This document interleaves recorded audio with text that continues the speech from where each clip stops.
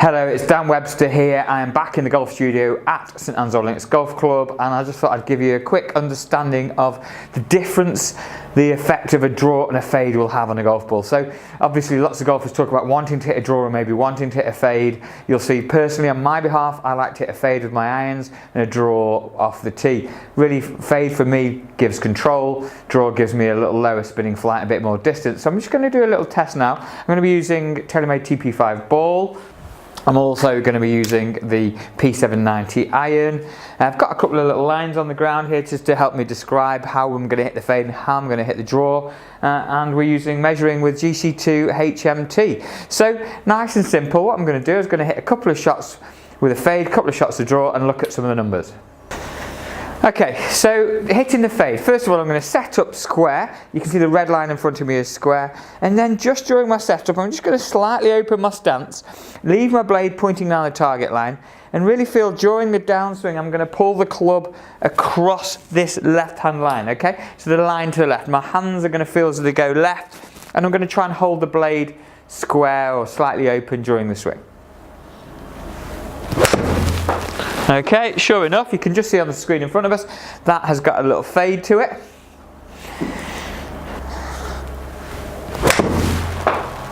There you go, you can just see that fade moving nicely left to right. Okay, so now I'm going to make a little change. So this time we're going to hit the draw. Using the same ball, same club, we'll have a look at the difference between the fade and the draw. Okay, so just looking down the ground again, remember the line to the left is my fade, that's my feeling as I take my hands left. On this time, whilst the setup's the ball nice and square for straight, I'm just going to pull my right foot back a little bit, slightly closing my stance, and just feel that my swing path is now going to move a little bit more in to out. So over that right hand yellow line. As I do that, I'm going to allow the club to release a little bit. And when I say that, I'm going to soften my hands and allow the club to release. I'm not going to hold that blade open as much this time. Just allow the blade to square up through impact, okay? So let's see what the difference is with the draw versus fade. Slightly pull my right foot back. Feel as I'm swinging over that right hand line. Definitely allowed the hands to release. Now the draw strike always feels a bit more solid to me. The ball is being compressed on the club face for a little bit longer, and we'll see that in a second. One more.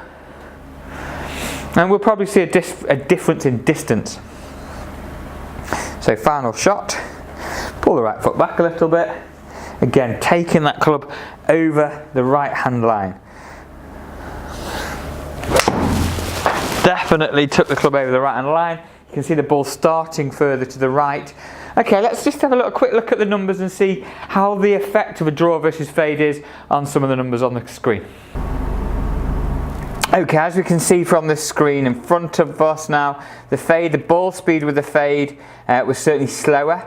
Let's look at the club head speed. Club head speed are pretty much identical, so 87 miles an hour average, 87 miles an hour average with the draw and fade. The angle of attack, less down with my draw, more down with the fade. The path, so out to in on the fade and into out on the draw. The blade was open on the cut on the fade shot and closed on the draw. What that basically equates to, let's have a little look at some of the numbers. Backspin with the fade was 5,600, average with the draw was 5,100. This strike here was a little bit of a low strike. I will compare the ball flights here. And what we can see here, the red line was the fade, so it didn't launch any higher.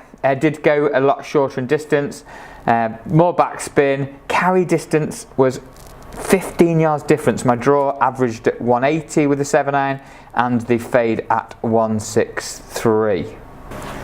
Okay, so as you can see there is quite a difference in what the ball does by playing a fade or a draw. Do you play your fade for accuracy, or do you just swing with a fade or hit the ball with a fade and not able to control it? I like to play, like I said, the draw of the driver, get a better compression of the ball in the club face, certainly a bit lower spin and more distance. But however, playing that fade certainly puts me in a position of control. The simple little tip here, having a couple of lines or maybe using T-pegs to do this, playing the fade, feeling as though you're swinging along the line to the left, and playing the draw, feeling as though you're swinging along the line to the right. Nice, easy little tip. Experiment with it. By all means, give me some feedback. If it's helping you, let me know. Comment below if you struggle with a fade, struggle with a draw, and want any help with your golf swing. Make sure you like and subscribe. We've got some giveaways coming over Christmas. Hit the like and subscribe button now. Thanks for watching, and I will see you soon.